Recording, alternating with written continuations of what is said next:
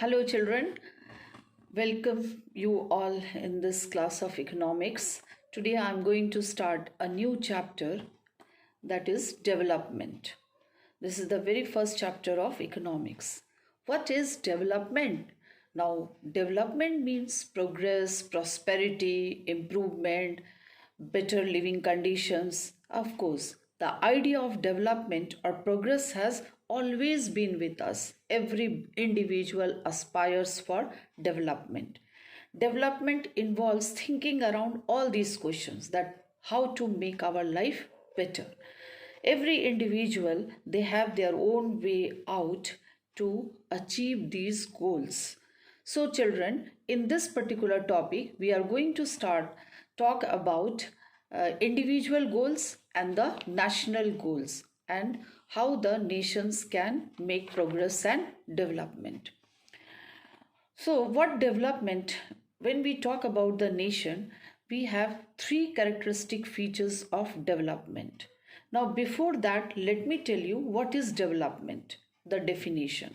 Development is a positive growth or change in economic, social, and political aspects of man's life.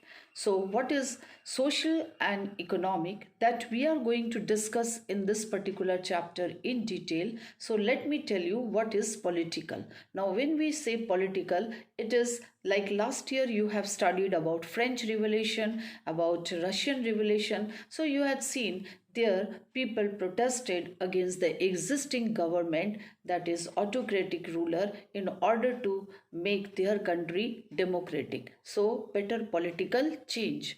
Now here we are going to discuss about two aspects of development.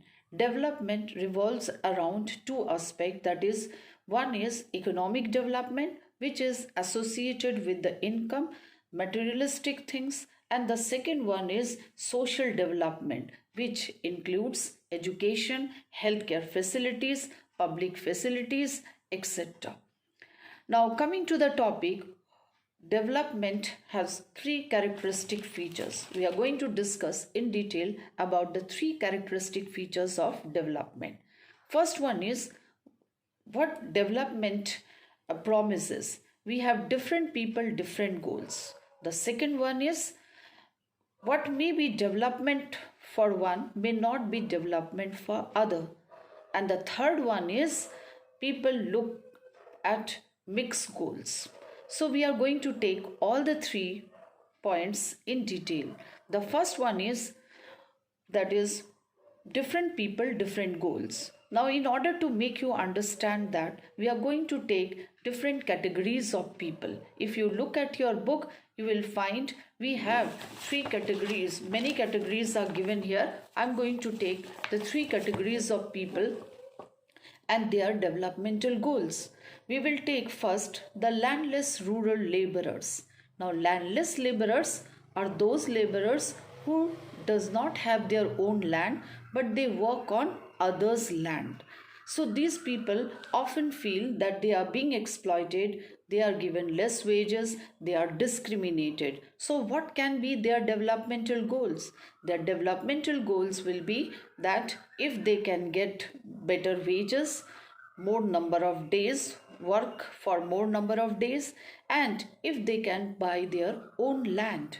Similarly, we may have some other examples like a big industrialist or a businessman. What can be his developmental goal? He may feel that he should get more work. He can feel that he should get some facilities from the government, like reduction in the rate of electricity, because he must be consuming more of electricity. Secondly, he may also think that if the government can relax his taxes, he wants some relaxation in his tax. Similarly, let us take another example, an Adivasi from Narmada Valley. Now we have taken this example that will again help you to know the second point also, the second characteristic feature of development. So Adivasi communities, it means we are talking about the forest community, the tribal communities who are living in the forest areas, they are also deprived of many benefits and of life. So these people are living somehow managing their that is way of life. Now if the government wants to start some developmental project in this by taking their lands, because government might think of setting up an industry, creating a dam, so all these results into displacement of these people from that particular area, so that those lands will be encroached by the government. So whenever such thing happens, what is going to happen? These people are affected more, their life is affected. So what can be their developmental goal? Thinking around these questions, these people may have their immediate goals that government should not displace them, these people, from their place, and at the same time they may think that even if they are displaced, they should be given good compensation, and even if they are evicted, they should be provided with better employment and their own land. So these can be the developmental goals of different people. So here we have seen the different categories of people, their developmental goals are different, but everybody aspires to get more income, because income can help them to improve their economic conditions, for better living conditions. Now we come to the second point.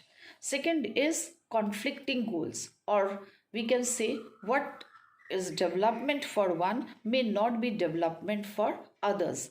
Now here we will discuss about the conflicting goals. Now in the examination, children, you may get this question that what are conflicting goals. So here again we take the example of Narmada Valley, the Adivasis living over there.